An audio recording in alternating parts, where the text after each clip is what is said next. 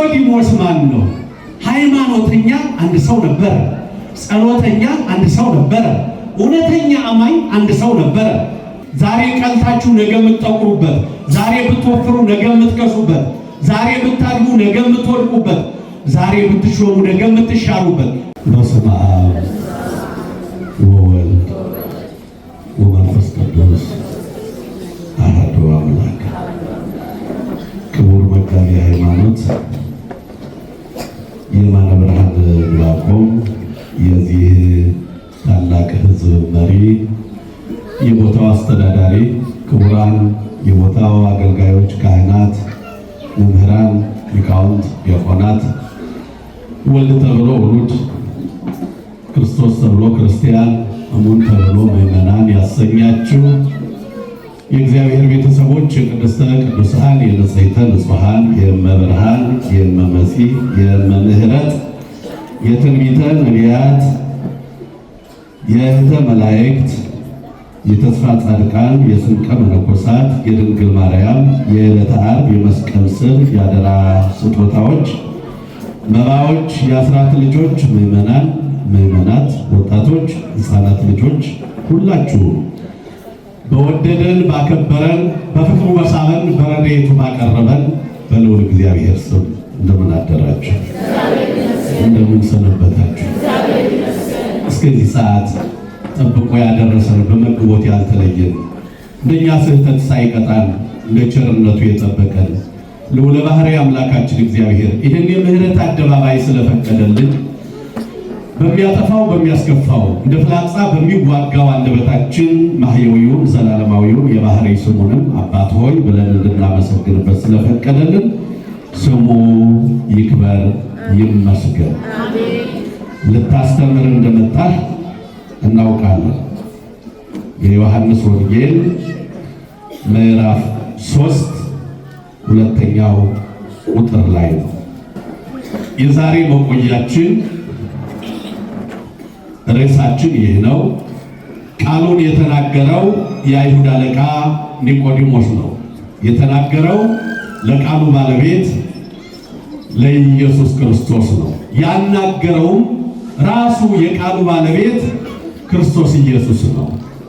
የቃሉን ደጅ ክፈትልን፣ በረድኤት አይለየንና የምንቆይባቸው ነጥቦች የኒቆዲሞስ ሕይወት፣ ኒቆዲሞስ ማን ነው የሚለው፣ ሁለተኛ የኒቆዲሞስ ትምህርቱ፣ ሂደቱ እና የሰውና የእግዚአብሔር የአባትና ልጅ ግንኙነት ወይንም የውሃ ልጅነት አለዚያም የልጅነት ምስጢር የሚሉት ነጥቦች ይሆናሉ። የጥበብ ባለቤት ጌታ ጥበቡን ምስጢሩን የሚግለጥልን ልታስተምር እንደመጣህ እናውቃለን ያለው ኒቆዲሞስ ማን ነው የሚለውን ባጭሩ ነው። ኒቆዲሞስ ማን ነው? ወሃሎ አሃዱ ብእሲ ዘስሙ ኒቆዲሞስ ይልና መላኮሙ ለአይሁድ ከማለቱ በፊት ወሃሎ አሃዱ ብእሲ ይለዋል። ይህም ሰው አንድ ሰው ነበረ ብሎ ይጀምራል። አንድ ሰው ነበረ። ይሄ ቃል ራሱ የሆነ ምስጢር፣ የሆነ ነገር፣ የሆነ ቁም ነገር እንዳለው ይሰማቸዋል። አንድ ሰው ነበረ። በዘመን ውስጥ አንድ ሰው ነበረ። የታሪክ ባለ ድርሻ አንድ ሰው ነበረ። ሃይማኖተኛ አንድ ሰው ነበረ። ጸሎተኛ አንድ ሰው ነበረ። እውነተኛ አማኝ አንድ ሰው ነበረ። ለወንድነት የተፈጠረ አንድ ሰው ነበረ ትላላችሁ ኢትዮጵያውያን አይደል? አንድ ሰው ነበረ ይላልና አንድ ሰው ነበረ ያለው ኒቆዲሞስ መላኮሙ ለአይሁድ የአይሁድ አለቃቸው ነው ይላል። አባቶቻችን ኢትዮጵያውያን መተርጉማን በሶስት ነገር ነው አለቅነቱ ብለው ተርጉመዋል። በትምህርት በእውቀት ማለት ነው፣ በሹመት በባለስልጣንነት እና በሀብት በባለጠግነት። በእነዚህ ነገሮች ሁሉ የአይሁድ አለቃ ነበር። አይሁድ ወገኞች ናቸው።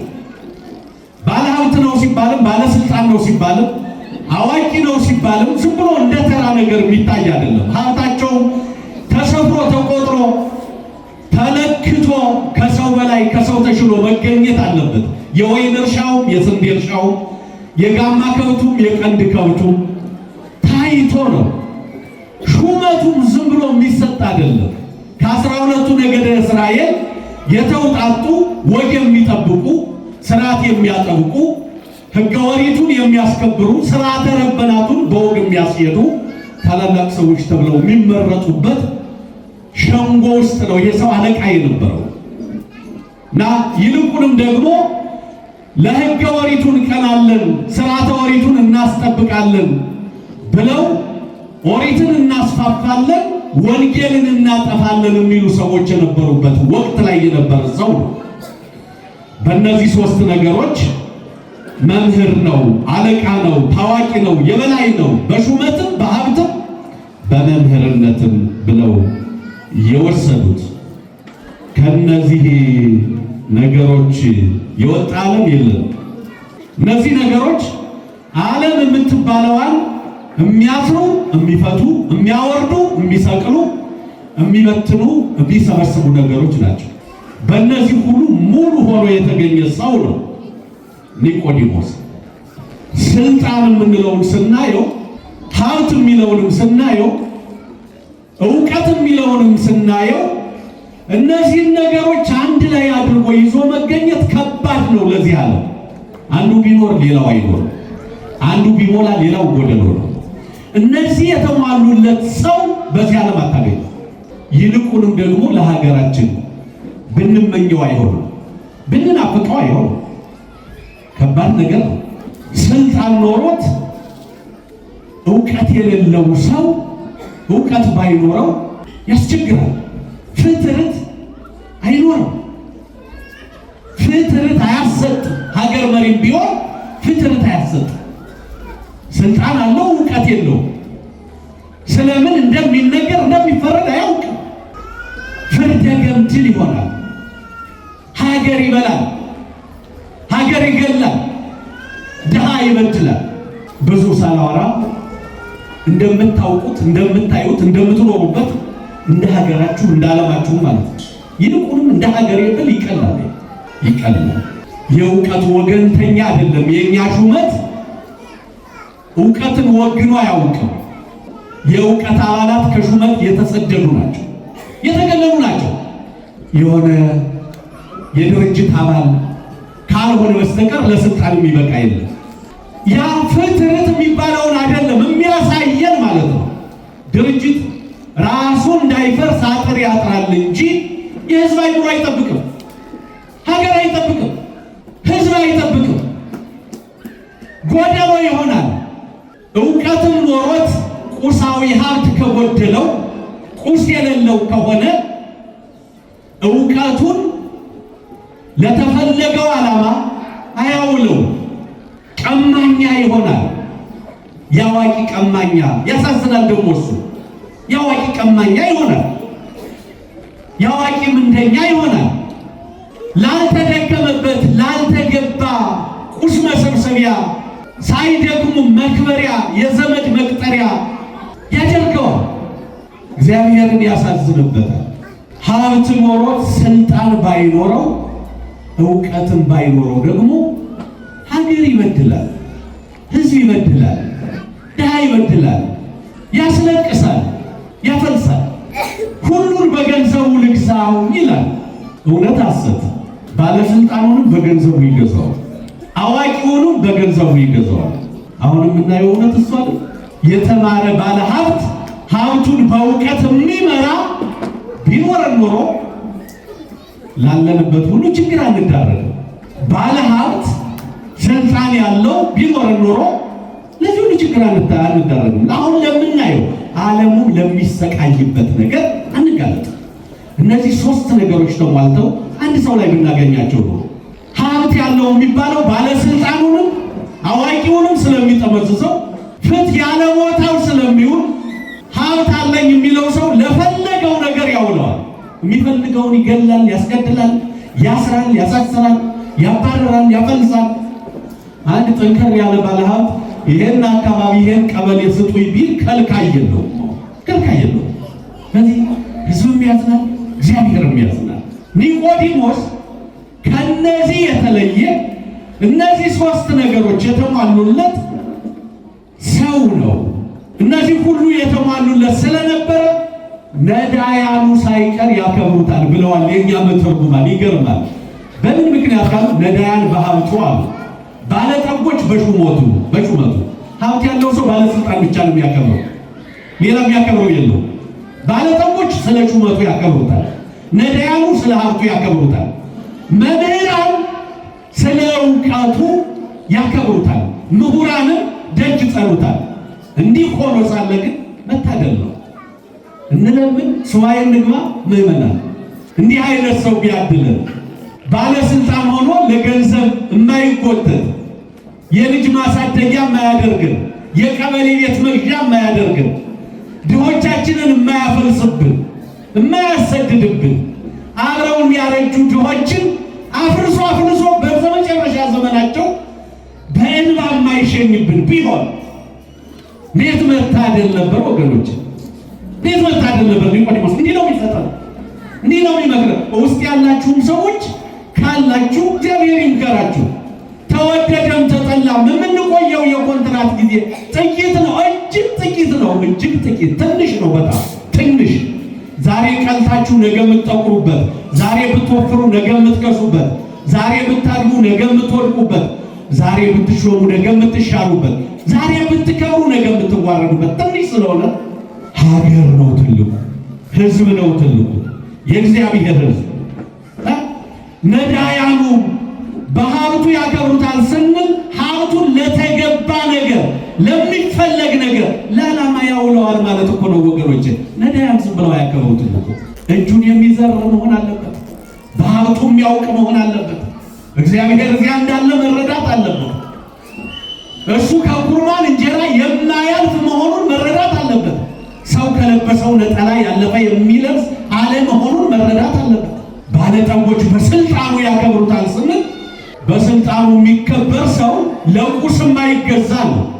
ለቁስ የሚገዛውማ ታዛዥ ነው። ፈርም ያሉትን ይፈርማል፣ አድርግ ያሉትን ያደርጋል። ባለስልጣኑ ተከባሪ የሚሆነው ራሱን የቻለ በአቋሙ የሚኖር ከሆነ ነውና ባለሀብቱ በስልጣኑ ያከብረዋል ስንል ይሄ ሰው ነፃ አእምሮ ነበረው ማለት ነው። ለፍትህ የቆመ ነበር ማለት ነው። ዓላማውን የተረዳ ነበር ማለት ነው። ምሁራን በእውቀቱ ያከብሩታል ካለ ከሰዎቹ የተሻለ ነበር። እንዲህ የተሻለ ሆኖ ሳለ ግን ወሃቢ ሀብታት ክርስቶስ ሲመጣ ሁሉን ትቶ ያንን ሁሉ ሹመቱንም ሀብቱንም እውቀቱንም አዋቂ ነኝ ማለቱንም ትቶ ወደ እሱ መጣ። ለትምህርት መጣ። ደቀ መዝሙር ሆነ። እውቀቱን በእምነት ቀየረ። ፈሪሳዊነቱን በሐዋርያነት ለወጠ። ፍርሃቱን በመስዋዕትነት ለወጠ።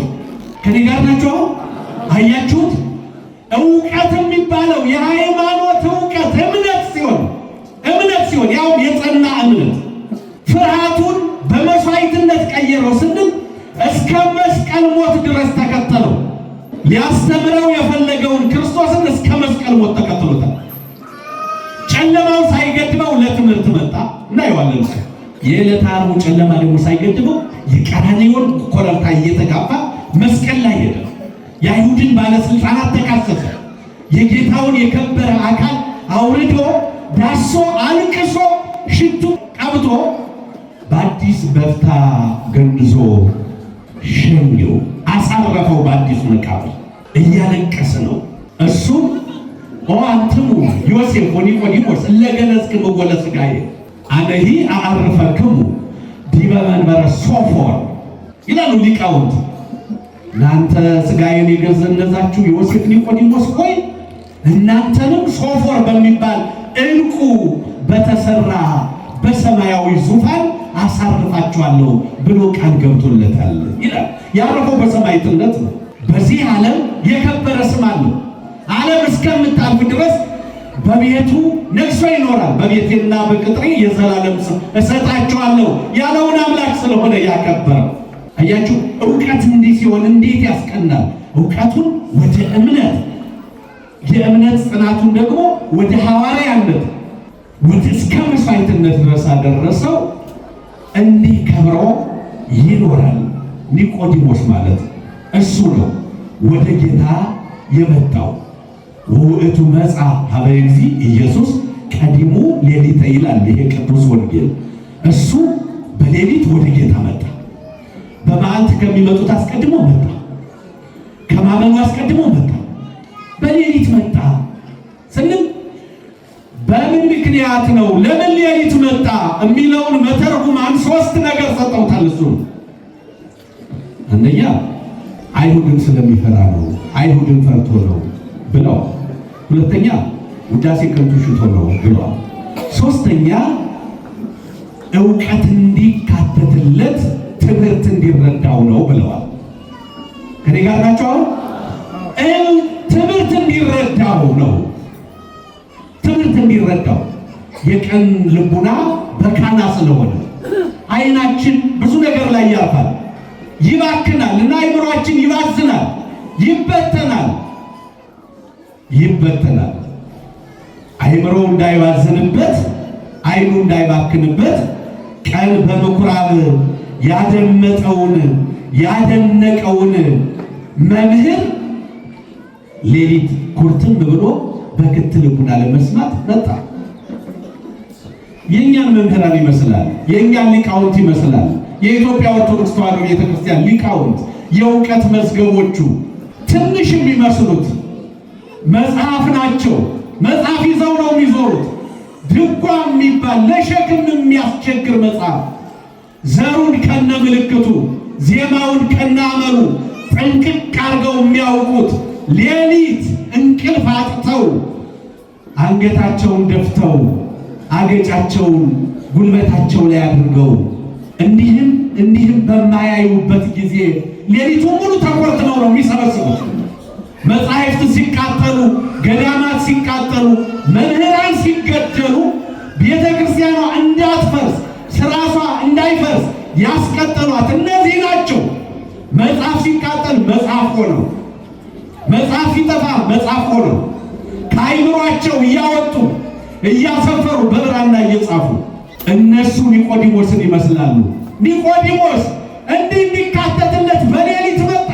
ውዳሴ ከንቱም ሽቶ ቢሉ አሁን እስካሁን መምህር አድርገ ነው የአይሁድ አለቃ ሆኖ ትምህርት ሳይካተትለት እኛን ያስተምራል ብለው ይነቅፉኛል ብሎ ሰው ችግረኛ አይደል? ነቀፋውንም ፈርቶት ነው ይላሉ አባቶቻችን። ከባድ ነው። ሰው ከፍ ካለ በኋላ ማለት አይፈልግም። ከከበረ በኋላ መዋረድ አይፈልግም። መነቀፍ አይፈልግም። ከፍ ካለ በኋላ አንዱ ምክንያቱ እሱ ነው ብለዋል አባቶቻችን። ሌላው ምክንያቱ ግን አይሁድን ፈርቶ ነው። ውግረታቸውን ፈርቶ ዘአምነ በክርስቶስ ይሰደድ እምኩራብ ብለው አዋጅ ነግረዋል። ቅድም ያነሳናቸው ለሕገ ኦሪቱ እንቀናለን የሚሉት ሥርዓተ ኦሪቱን እናሰፋለን ወንጌልን እናጠፋለን የሚሉት ቤተ አይሁድ በዚህ ሰው በዚህ መምህር ያመነ ከምኩራብ ይውጣ፣ ይሰደድ፣ ሀብቱ ይወረስ፣ ቤቱ ይተኮስ፣ እሱ በድንጋይ ተወግሮ በእሳት ተጠብሶ ይሙት የሚል አዋጅ ነግረዋል። እና የሚያደንቀውን መምህር ሳይጠግበው ሊያደናቅፉትም ነው። ብልህነትም ነው፣ አስተዋይነትም ነው።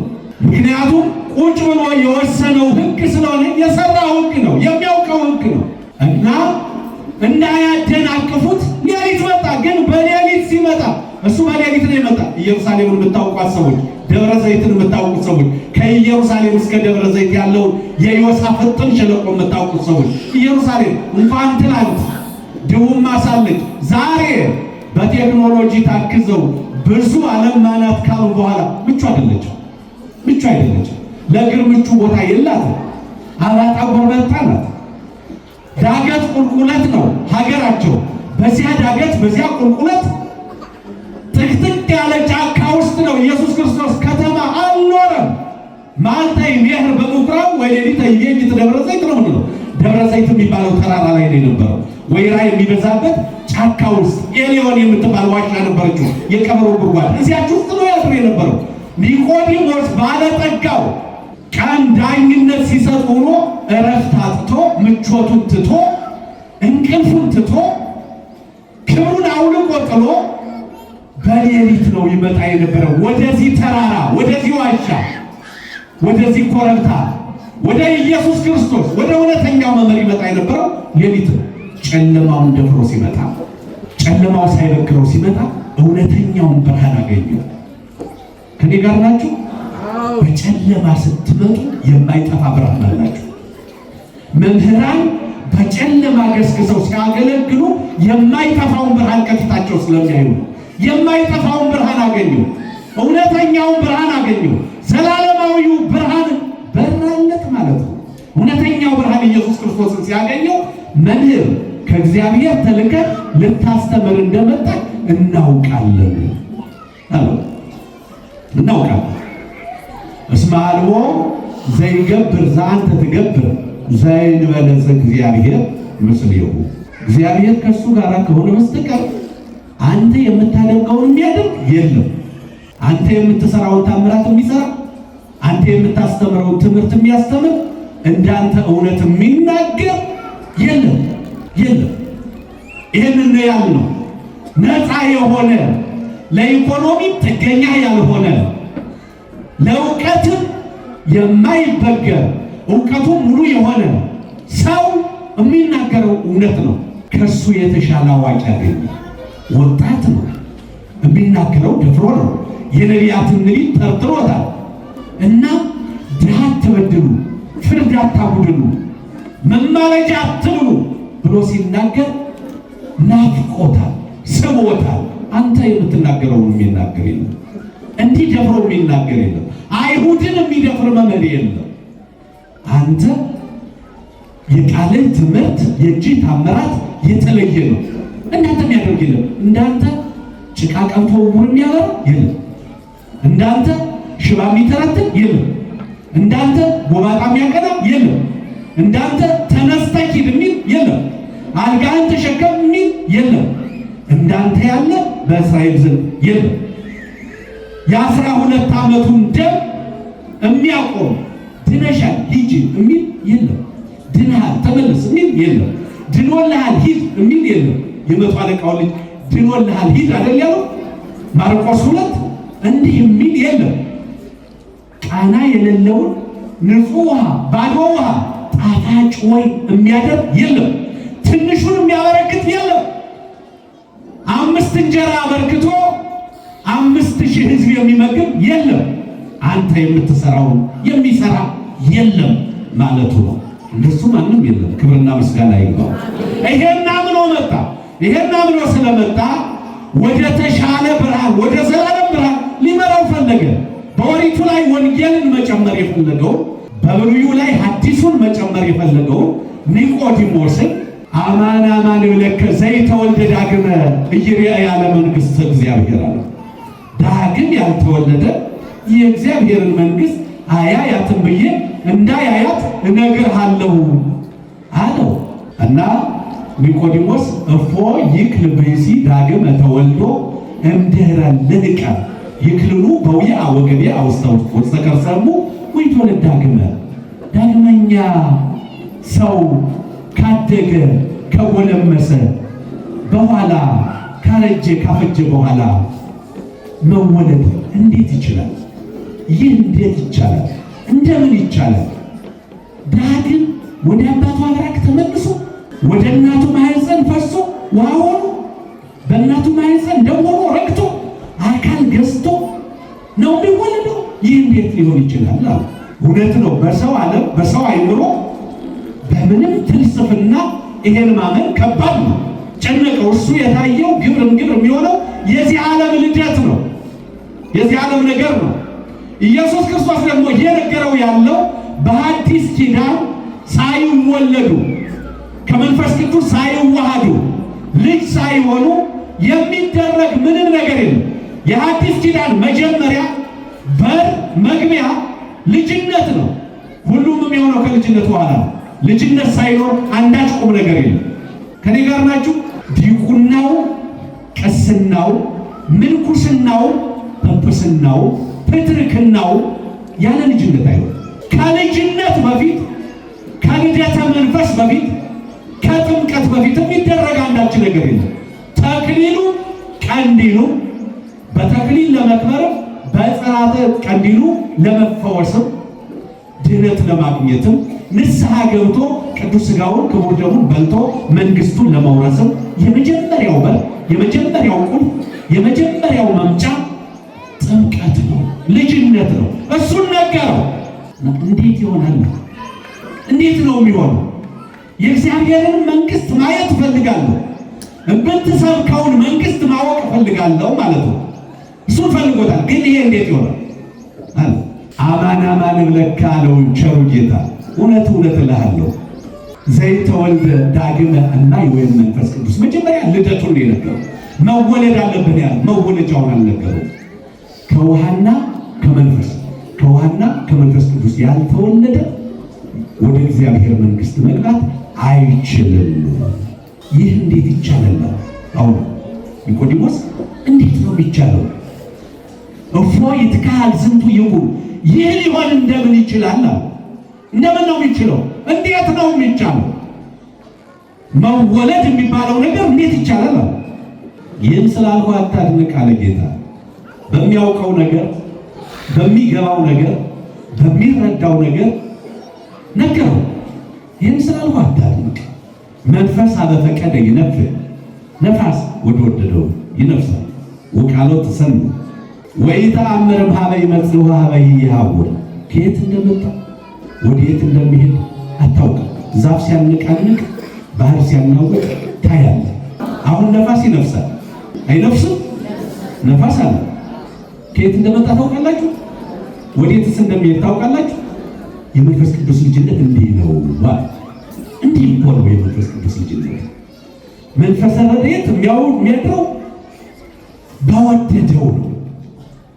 አንተ የምታውቀው የምታየው ትንቢት ሲያናግር ሱባኤ ሲያስቆጥር ነው። ነገር ግን ሀብተ ሙሴ ለኢያሱ ሀብተ ኤልያስ ለኤልሳ እንዴት እንደተሰጠ እንዴት እንደሚሰጥም አታውቅም፣ አታይም። ይህንን ስለማናውቅ ምስጢር አሉት አባቶቻችን፣ ክብር ይግባቸው ነው። ምስጢር ነው፣ እውነት ነው።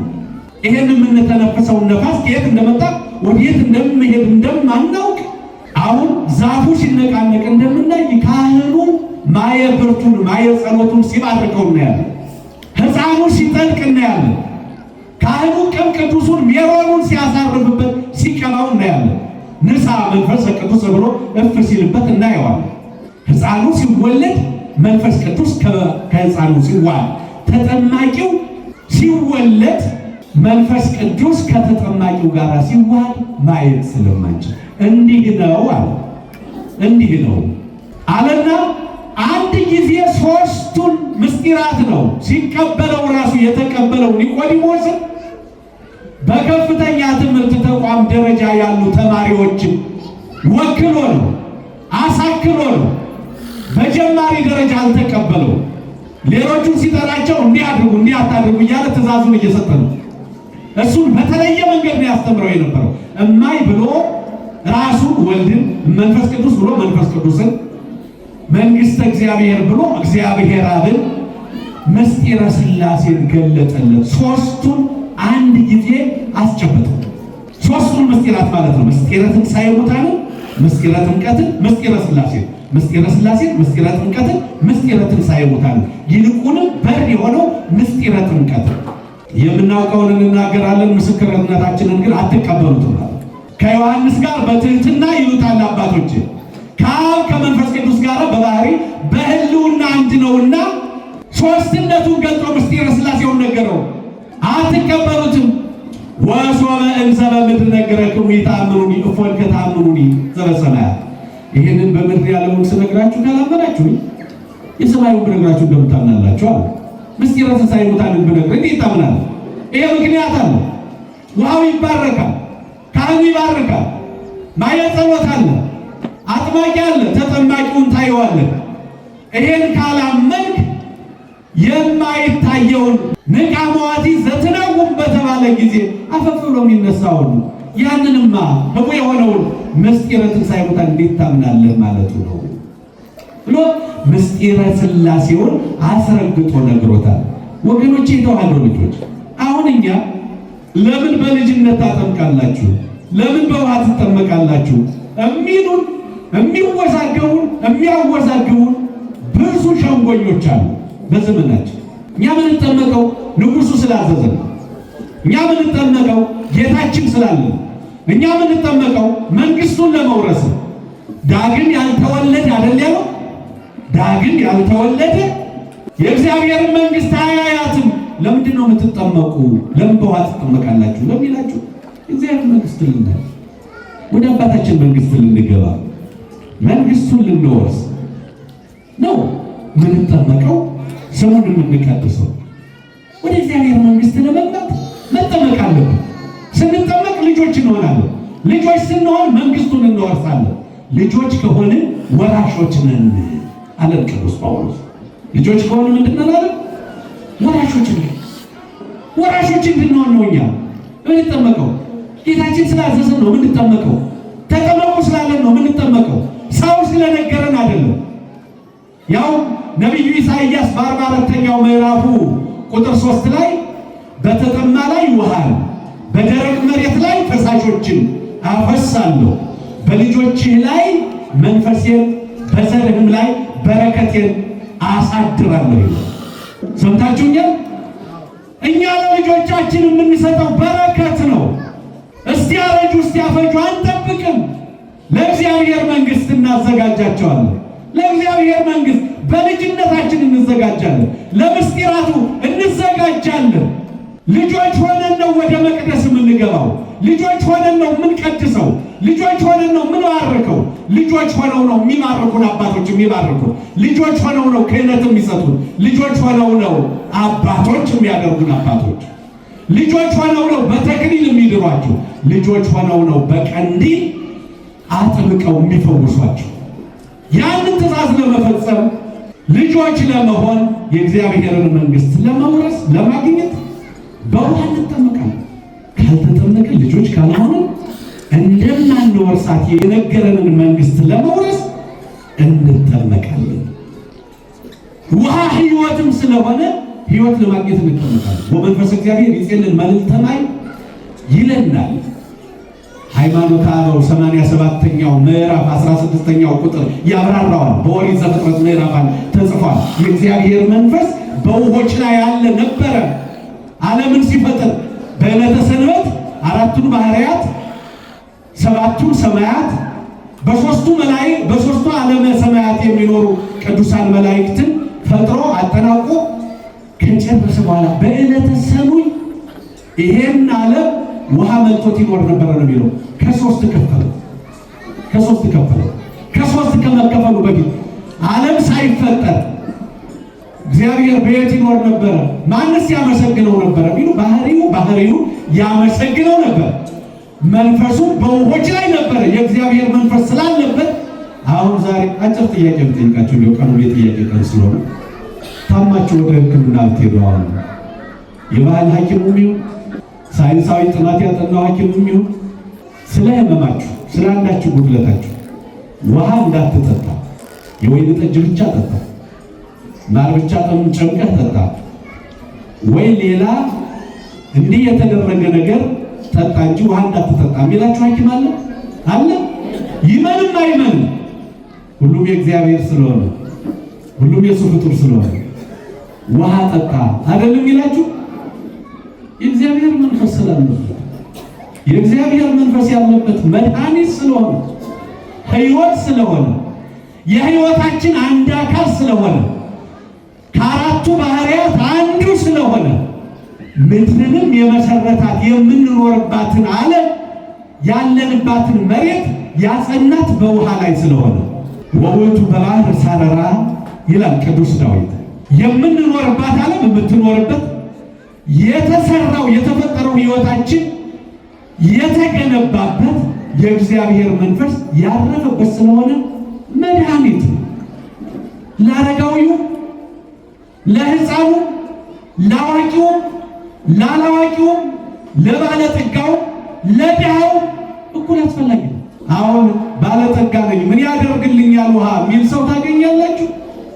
እኔ በማር በወተት እታጠባለሁ ምን ቸግሮኝ ውሃ ቢጠፋ የሚል ቸር አይደል አምላክ። አስተካከለን። እንደሱ ቢሆን ኖሮ ከባድ ነበር ወገኖች፣ መኖር ራሱ ከባድ ነበር። መኖር ራሱ አንችልም ነበር እኮ። ሰው መጥኖ የሚሰጠንን ቧንቧ እንኳን ስንት ፈተና ነው የሚያሳየን። እግዚአብሔር ፈጥሮ ለሰጠን መድኃኒት አድርጎ ለሰጠን እሱ ሳያሳጣን ምድርን ሳያደርቅብን ዝናመ ምሕረት ሳይከለክለን ከዚህ እንኳን ለማምጣት የቀበሌ ሹም ምን ያህል ነው የሚያንገላታል? ውሃሪ ቧንቧ ለመዘርጋት ትቦ ለማምጣት እንኳን ሕይወት አድርጎ ነው የሰጠን። እኩል ነው የሰጠን፣ እኩል ነው ያመጣን። እንዲህ በምንኖርባቸው ነገሮች እኩል ነው የሚያኖረን፣ እኩልም ነው የሚለውጠን። ነገር ግን ይህን የእግዚአብሔር መንፈስ ያለበትን ውሃ ደግሞ በድለን በጥፋታችን ምክንያት ብንገለገልበትም እንኳን ከሕይወት አውጥተነው ስለነበር ሰይጣን ጠላት መዘባበቻ አድርጎ ነበር። ከዚህ ዘፈጠር ከይሳለቅ ላይ ሊሆኑ ይላል ቅዱስ ዳዊት በ103ኛው መዝሙር። የፈጠርከው ሰይጣን ጠላት ዲያብሎስ በላያቸው ላይ ይዘባበታል፣ ይሳለቅባቸዋል።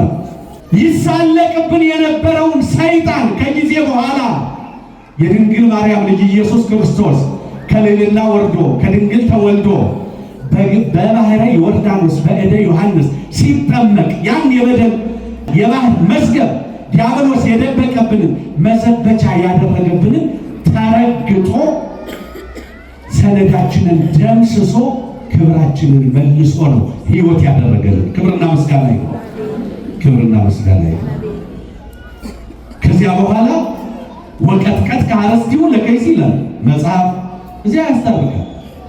የፈጠርከው ሰይጣን ጠላት ይዘብትባቸው ይሳለቅባቸዋል አለና ከድህነት በኋላ ደግሞ ያለውን ሲያየው ወቀጥቀጥ ከአረስቲሁ ለከይሲ፣ ራሱን ቀጠቀጥከው።